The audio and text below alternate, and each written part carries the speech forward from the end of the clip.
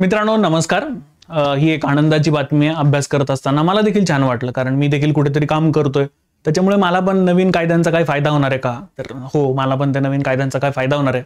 आधी एखाद्या ठिकाणी आपण काम केलं तर 5 वर्ष काम केल्यानंतर ग्रॅज्युइटी मिळायची. आता तसं होणार नाहीये. आता तुम्हाला पहिल्याच वर्षी ग्रॅज्युइटी मिळायला सुरुवात होणार आहे.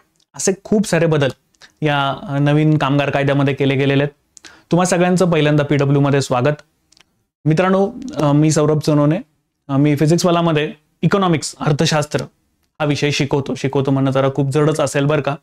मी विद्यार्थ्यांबरोबर हा विषय शिकतो आणि मग विद्यार्थ्यांना मला जे कळलेलं आहे ते इझी भाषेमध्ये सांगण्याचं काम करतो. चला आज जाणून घेऊयात आपण की या नवीन कामगार कायद्यांमध्ये नक्की झालेलं काय आहे. दोस्तांनो, काही लोक असे असतात की ज्यांना व्हिडिओमध्ये जे काही महत्वाचं क्रक्स हवंय, जे काही भारी भारी हवंय ते लगेच हवं असतं, तर मग पहिल्यांदा ते देऊन टाकतो आणि मग जे विद्यार्थी आहेत आणि ज्यांना खरंच स्पर्धा परीक्षांचा अभ्यास करायचा आहे अशा सर्वांसाठी अगदी क्रक्स पहिल्यापासून ते शेवटपर्यंत सगळं घेऊन येतो. अगदी याच्यावरती काय टीका केल्या गेलेल्या आहेत, त्याच्यामुळे काय फायदे होणार आहेत, सगळंच बोलूया.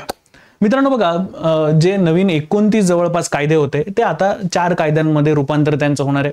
ज्या वेगवेगळ्या डेफिनेशन्स होत्या, ज्याच्यामध्ये कुठे कोणाची तरी परिभाषा वेगळी, कोणाची तरी परिभाषा वेगळी, असं सगळं होतं. आता ते सगळी परिभाषा एकत्र एक समान केल्या जाणार आहेत. मित्रांनो, इथे होणार काय माहिती का, ग्रॅज्युइटीसाठी आधी खूप कमी ग्रॅज्युइटी लागू व्हायची, आता इथे खूप जास्त ग्रॅज्युइटी लागू होणार आहे. यात दोस्तांनो गिग वर्कर म्हणजे ओला, उबर, स्विगी, फूड पांडा याच्यावरती जे डिलिव्हरी बॉय काम करतात त्यांना आधीच्या कायद्यात कव्हरच केलं गेलेलं नव्हतं, नवीन मध्ये त्यांना कव्हर केलं गेलेलं आहे. दोस्तांनो, कंप्लायन्सेस म्हणजे खूप साऱ्या कंपन्यांना ते कामगारांसाठी काय काय करतात हे कळवावं लागतं. याचे जे कंप्लायन्सेस आधी खूप क्लिष्ट होते, आता ते डिजिटल करण्यात आलेले आहेत. परिणामी ते खूप जास्त हे इझी होणार आहे, सोपे होणार आहेत. मित्रांनो बघा, इथे ग्रॅज्युइटी ज्याच्याबद्दल खूप सारे लोक आधी विचारत असतात, आधी त्याच्याबद्दलच बोलूया. आधीच्या कायद्यामध्ये काय होतं की 5 वर्ष सतत काम करावं लागायचं. आता एक मोठा बदल झालेला आहे, तो म्हणजे असं नाहीये, जर तुम्ही फिक्स टर्म कॉन्ट्रॅक्ट वरती एम्प्लॉई असाल तर 1 वर्ष जरी तुम्ही काम केलं तरी तुम्हाला ग्रॅज्युइटी इथे मिळू शकणार आहे. दोस्तांनो, आधी ही ग्रॅज्युइटी फक्त परमनंट लोकांना मिळायची, आता तसं नाहीये. तुम्ही परमनंट नसाल जरी तरी तुम्हाला ग्रॅज्युइटी मिळू शकणार आहे. Contract, gig worker, platform workers यांना आधी ग्रॅज्युइटी नव्हती. या कायद्यामध्ये आता ग्रॅज्युइटी दिली जाणार आहे. मुळात म्हणजे याच्यासाठीचे जे डिटेल नियम प्रणाली आहे ती पुढे सरकार लवकरच घेऊन येणार आहे. आता अगदी बेसिक्सपासून सुरुवातीपासून सुरुवात करूया, जो माझा नेहमीचा डायलॉग आहे त्याच्यानं पुढे जाऊया. श्रम कायदे म्हणजे काय, तर बघा, एखादा एम्प्लॉई जिथे काम करतोय, एखादा वर्कर जिथे काम करतोय, तर त्याच्याशी रिलेटेड जे जे कायदे आहेत त्यांना श्रम कायदे असं म्हटलं जातं. अगदी ही एकदम बेसिक व्याख्या. मग मित्रांनो, याच्यात हक्क, वेतन, सुरक्षा, कामाचे तास, सामाजिक सुरक्षा आणि तो जो कर्मचारी आहे त्याला ज्यांना अपॉइंट केलेले याच्या संदर्भातले संबंध, याच्यासाठी जे जे नियम कायदे बनवले गेलेले त्या सर्वांना श्रम कायदे असं आपण म्हणत असतो, नवीन श्रम कायदे. तर आता दोस्तांनो, मी तुम्हाला जसं सांगितलं 29 कायदे होते, त्यांना 4 मध्ये रूपांतरित करण्यात आलेले आहे. Wage code 2019, industrial relations code 2020, social security code 2020, OSH, आता ह्याच्यानंतर मी हे नाव OSHच घेणार आहे, occupational safety and health code 2020. चला यांच्या जरा डिटेल्स मध्ये आपण जाऊया. मित्रांनो, जुन्या कायदा याच्यात खूप समस्या होत्या, प्रॉब्लेम्स होते, डेफिनेशन्स वेगवेगळ्या होत्या. तर त्याच्या परिभाषा बदलल्यामुळं त्याच्यावरचे जे इम्पॅक्ट आहेत ते पण बदलायचे, नियम गुंतागुंतीचे व्हायचे. मग ह्याच्यामुळं कंप्लायन्स करणं पण खूप जड जायचं आणि यामुळं व्हायच्या त्या वाद आणि तक्रारी. ते ह्याच्यात बदल हे खूप आधीच अपेक्षित होता, केंद्र सरकारने तो आत्ता केलेला आहे. Wage code 2019. आता यातला आपण ABCD असं करत आपण या सगळ्यांचा अभ्यास अगदी व्यवस्थित करून घेऊया. तर सर्वात पहिल्यांदा तुमच्या समोर दिसतोय तो म्हणजे वेज कोड 2019, वेतन संहिता असं त्याला मराठीमध्ये नाव आहे. Minimum wedges act, payment and wedges act, bonus act एकत्र केले गेले आणि त्याच्यातच वेजेसची डेफिनेशन केली गेली, एकच डेफिनेशन ठेवली गेली. याच्यात सांगितलं गेलेलं आहे की बेसिक पे, तुमचा जर पगार समजा 50,000 रुपये असेल तर त्याच्यात एक बेसिक पे असतो आणि त्याच्यावरती तुमचे भत्ते असतात. ज्याच्यातला सगळ्यात महत्वाचा भत्ता तो म्हणजे डिअरनेस अलाउन्स, महागाई भत्ता. बेसिक आणि डिअरनेस अलाउन्स दोघं मिळून किमान 50% व्हायला पाहिजे. याच्यानं फायदा काय होईल, तुमचा PF आणि ग्रॅज्युइटी वाढेल. PF हा एक असा फंड आहे ज्याच्यात तुम्ही पण कॉन्ट्रीब्यूट करतात आणि तुमची कंपनी पण कॉन्ट्रीब्यूट करते. परिणामी हा वाढल्यामुळं तुमचा जो ग्रॅज्युइटी आणि PF आहे ते दोन्हीही वाढतील. याचा फायदा डायरेक्टली त्या एम्प्लॉईला होणार आहे.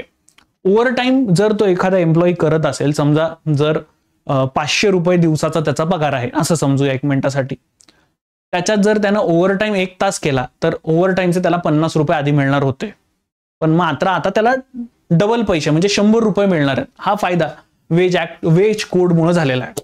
तर बघा, जुन्यामध्ये काय होतं तर वेतनासंबंधी वेगवेगळे कायदे होते, आता एकच असतील. वेतनाची वेगवेगळी डेफिनेशन होती, आता एकच असेल. पीएफची गणना आधी व्हेरिएबल होती, आता तिला फिक्स करण्यात आलेलं आहे. ओव्हर टाइम आता मॅन्डेटरी केलं गेलेलं आहे की तो रेट डबल असला पाहिजे.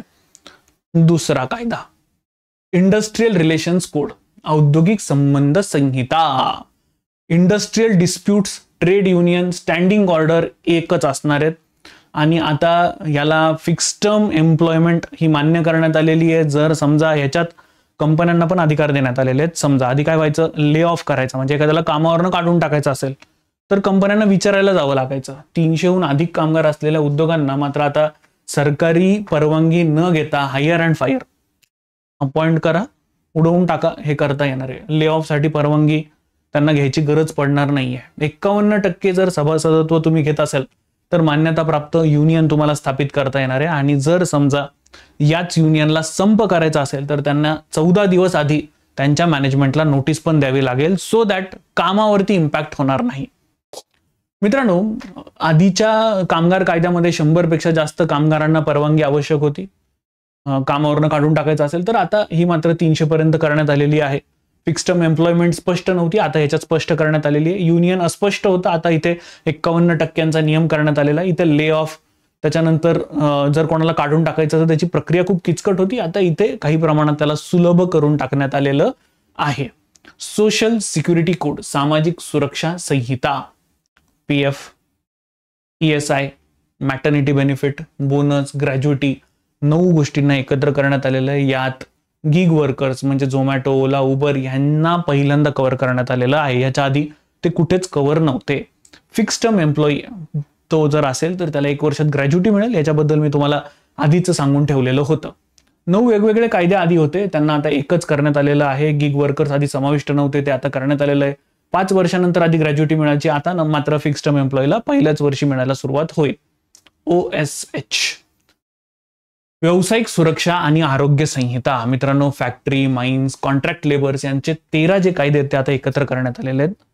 या सर्वांमध्ये महिलांना खूप प्रॉब्लेम्स व्हायचे. काही ठिकाण आपल्याकडे असे आजही आहेत की जिथे महिलांना खूप कमी रोजगार मिळतो आणि मग जर तिथे 24 तासांच्या 3 शिफ्ट्स असतील, 8 तासाची पहिली, 8 तासाची दुसरी, 8 तासाची तिसरी, 8 त्रिक 24, मग इथे व्हायचं काय की महिलांना जर तिथे रात्री काम करायचं असेल तर प्रॉब्लेम यायचा. आता नवीन संहितेमध्ये काय केलेलं आहे, महिलांना रात्रपाळीत ते काम करू शकतात आणि त्याच्यासाठीच्या कंपन्यांनी सुरक्षा उपाय घ्यायचे हे सुद्धा स्पष्ट केलेलं आहे. 8 ते 12 तास काम आणि साप्ताहिक 48 ते 60 तास कामाची मर्यादा इथे ठेवण्यात आलेली आहे. मायग्रंट वर्कर्सला तिथे डिजिटल नोंदणी करणं आता गरजेचं झालेलं आहे. ह्याच्यामुळं कोण मायग्रंट वर्कर कुठे कुठे काम करतोय हे समजणं देखील नवीन कायद्यांमुळे इझी होणार आहे. ओल्ड म्हणजे जुन्या कायद्यामध्ये मायग्रंट वर्कर्सची नोंदणी कठीण होती, आता ती सोपी होणार आहे कारण ती डिजिटल असणार आहे. नाईट शिफ्ट आता आधी सुरू नव्हती, आता महिलांना अलाउ केलं गेलेलं आहे. वर्किंग तास आधी 8 होते, 12 आणि मग ओव्हरटाईम सकट तिथे गोष्टी सांगण्यात आलेल्या आहेत. इथे मला पण थोडा प्रॉब्लेम वाटतो, ज्याला मी पुढे क्रिटिक्स म्हणजे ज्याच्यामध्ये मी म्हटलेलो की नाही बाबा, इथे म्हणजे आमचा पण वाद आहे बरं का, तुम्ही किती त्या व्यक्तीला तुम्हाला माझं बोलणं कळलेलं असणार आहे, आता किती त्या व्यक्तीला तुम्ही चेंबून घेणार आहेत ह्याच्यावरती पण मर्यादा असाव्यात. आता याच्यामुळे कामगारांना काय फायदे होणार आहेत तर बघा, पीएफ ग्रॅज्युटीमध्ये वाढ होणार आहे, समान वेतन सुनिश्चित होणार आहे, त्यानंतर रात्रपाळीत महिलांना सुरक्षितता मिळणार आहे, शिवाय त्यांना काही ठिकाणी काम करायला अलाउ पण केलं जाणार आहे. मायग्रंट वर्कर्सचा डेटाबेस मेंटेन होणार आहे, जेणेकरून कोण कुठं काम करतोय हे कळायला मदत होईल. आणि सोशल सिक्युरिटी ऍप्स आणि पोर्टल्स तयार होतील, जेणेकरून जे वर्कर्स आहेत त्यांना ह्याचा डायरेक्ट मित्रांनो फायदा होणार आहे. याच्यावरती टीका करत असताना 12 तास काम करणं, याच्यावरती मी देखील आता तुम्हाला सांगितलं की मी देखील टीका करतोय, हे योग्य नव्हे. तर तिथे तुम्हाला एक सुस्पष्टता असली पाहिजे.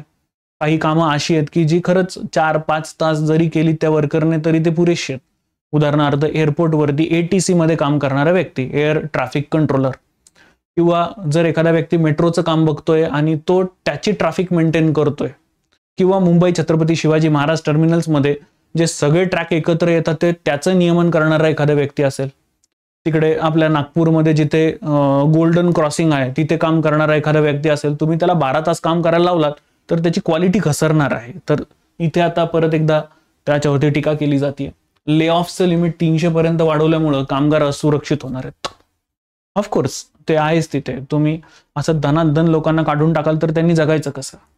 गिग वर्कर्स साठी जो निधी आहे तो तसंही म्हटलं गेलं तरी इथे कमी आहे असं म्हणता येईल. आता परीक्षेसाठी पण आपल्याला महत्वाचे मुद्दे ते म्हणजे लेबर जो आहे हा कंकरंट म्हणजे समवर्ती सूचीमधला विषय आहे. त्याच्यासाठी केंद्र आणि राज्य दोन्ही कायदे करू शकतात. नवीन कोड जे पास झालेले आहेत ते 2019 ते 20 मध्ये केले गेलेले आहेत. आता ह्याला पूर्णपणे जे नियमात आणणं अजूनही बाकी आहे. 29 लॉजला 4 मध्ये आणण्यात आलेलं आहे आणि युनिफॉर्म वेज डेफिनेशन ही अंतर्गत करण्यात आलेली आहे. आय होप तुम्हाला सगळ्यांना हे अगदी व्यवस्थित छान आणि इझी भाषेत कळालेलं असेल. अजूनही याच्यातले खूप सारे मुद्दे आहेत. नक्कीच त्याच्यामध्ये अजून एक डिटेल व्हिडिओ करणं अपेक्षित आहे. तो पण लवकरच करूया. तोवर तुम्हाला हा व्हिडिओ कसा वाटला ते मला खाली सांगायला विसरू नका. तुम्हाला पण याच्यामध्ये काही क्रिटिक्स वाटलेलं असतील तर ते देखील टाका. मनात पण काहीतरी येत असेल तर येस ऑफकोर्स आपलं कमेंट बॉक्स तिथे आहेच. ओरडायला आणि टीका करण्यासाठी ती तुम्हा सगळ्यांसाठी खुली आहे. कृपया ती करा. मला पण नवीन मुद्दे कळू द्या. Thank you so much. मी इथे थांबतो. जय हिंद.